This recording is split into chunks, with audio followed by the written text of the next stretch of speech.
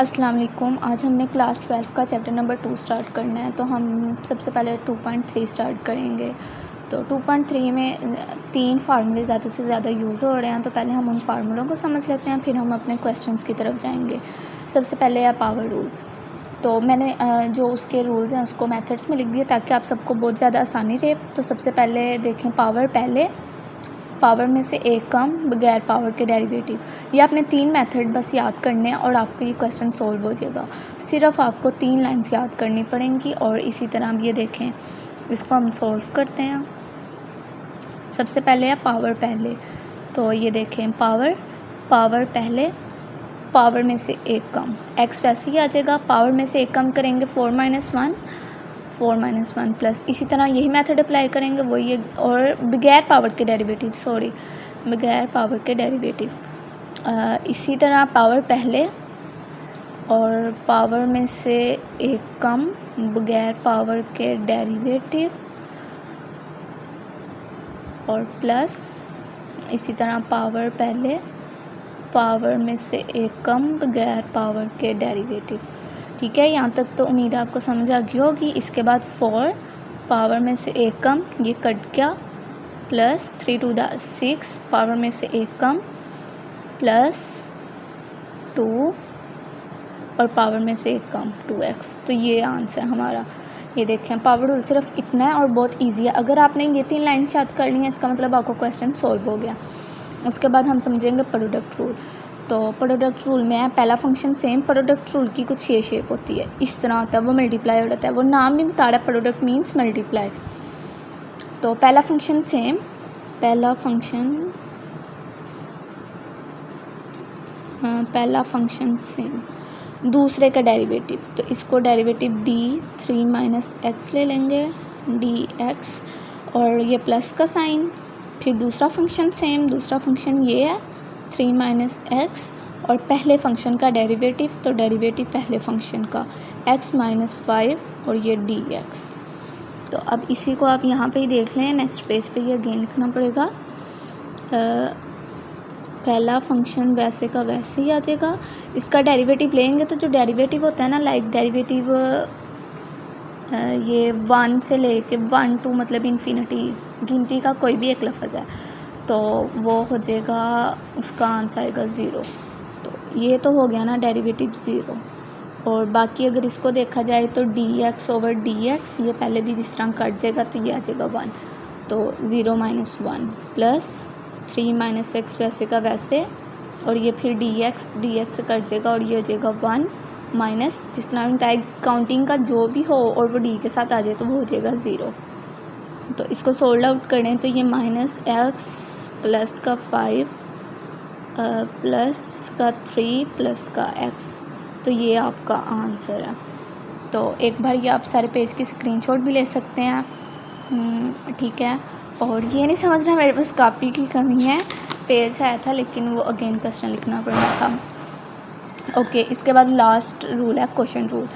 तो इसी तरह क्वेश्चन रूल में इसकी कुछ ये होती है क्वेश्चन रूल की, ये डिवीजन में होता है। वो प्रोडक्ट था, क्वेश्चन कहते ही डिवीजन का, सब कुछ नाम से ही जाहिर हो रहा है, तो डिवीजन रूल।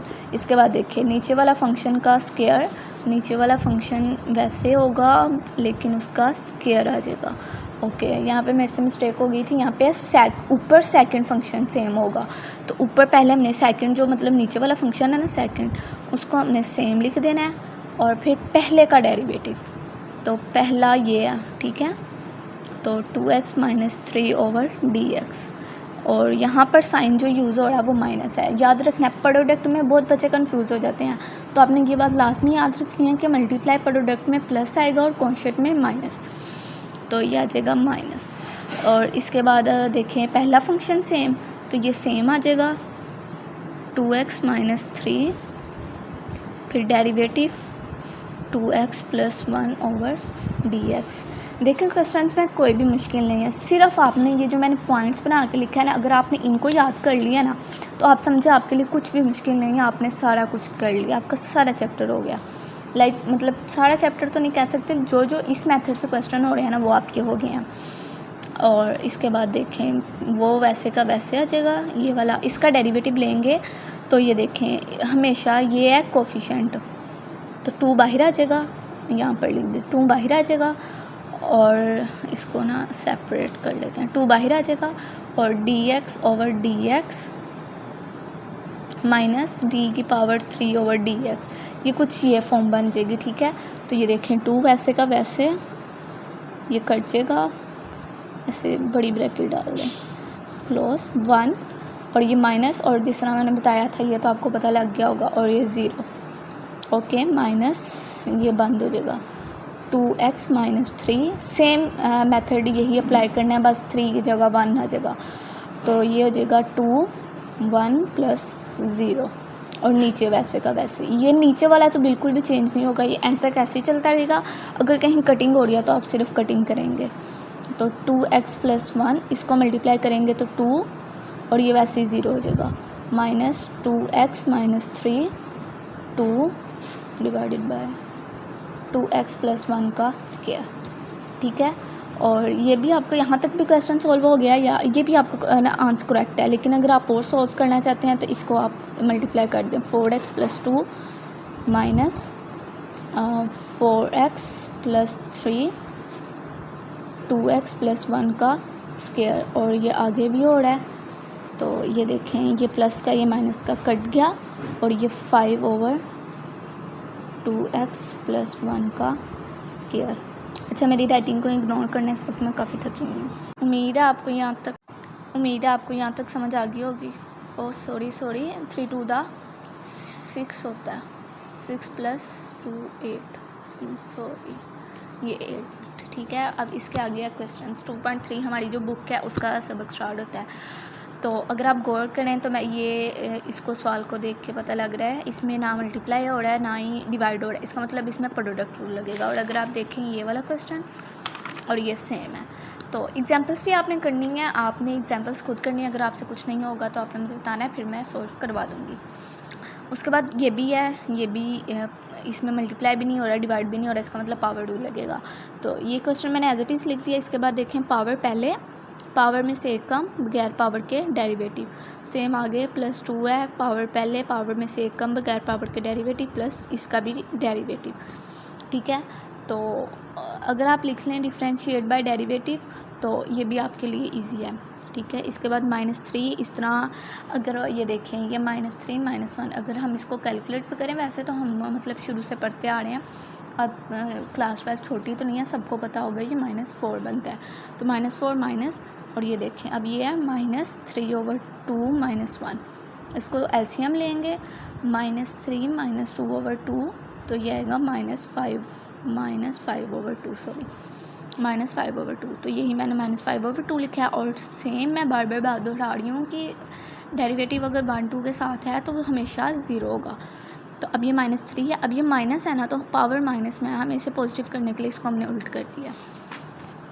इसके बाद क्वेश्चन नंबर 3 अगर गौर किया जाए तो इसके अंदर डिवाइड हो रहा है। ठीक है, तो ये है क्वेश्चन रूल, बिल्कुल करेक्ट क्वेश्चन रूल। तो इसके अंदर देखें पहला, अगर वैसे तो मैं कहूँगी आप स्टार्टिंग पे याद कर लें पहले, फिर इसको सवाल को समझें। मैं तो कहूँगी अगर आपको वो याद है तो आपको समझने की ज़रूरत ही नहीं है, आप लोग सवाल को खुद कर सकते हैं। चलें हम स्टार्ट करते हैं। पहला फंक्शन ये देखें, नीचे वाले का स्क्वायर, यही वाला सेम और पहले वाले का डेरिवेटिव, माइनस पहले वाला सेम दूसरे का डेरिवेटिव, ये वाला सेम आ जाएगा। और जिस तरह लाइक ये अब आप लोग कहेंगे आपने तो कहा था कि 1 2 के साथ डेरिवेटिव 0 होता है। तो बच्चे जो वेरिएबल है ना, वेरिएबल हमेशा होते हैं, इसमें जो मैथ में है ना वो वेरिएबल x और y गिना जाता है, हमेशा y गिना जाता है। लेकिन अगर किसी सवाल में हम लेट करते हैं ना, तो वो हम कह सकते हैं कि ज़्यादातर तो वैसे हम उसको u से लेट करते हैं। ठीक है ना, लेट करना वो अलग की बात है, इसमें हम लेट नहीं कर रहे हैं। तो ये भी हमारे लिए ना एक मैथ का सिंबल ही रहेगा, क्योंकि वेरिएबल हमारे पास सिर्फ मैथ में x y होते हैं। तो इसी तरह फिर 0 हो जाएगा डेरिवेटिव ऑफ x1, और ये इसी तरह मैंने आपको समझाया हुआ है, अगर आप इसको करेंगे ना तो ये आपका आंसर आ जाएगा। और ये वही है, अगर आप गौर करें तो ये और ये सेम है, तो मतलब आपने ये भी समझ लिया हुआ है। ये भी मैंने प्रोडक्ट में समझा दिया। अगर आपका कोई भी क्वेश्चन आप बिला झिझक मेरे से ना कमेंट सेक्शन में पूछ सकते हैं। इसी तरह क्वेश्चन नंबर 6 और जो क्वेश्चन नंबर 6 है और क्वेश्चन नंबर 7 ये बिल्कुल सेम है। ओके, अगर आपका कोई भी मेरे से क्वेश्चन होगा आप कमेंट सेक्शन में मेरे से पूछ कर सकते हैं। जज़ाकल्लाह, अल्लाह हाफिज़।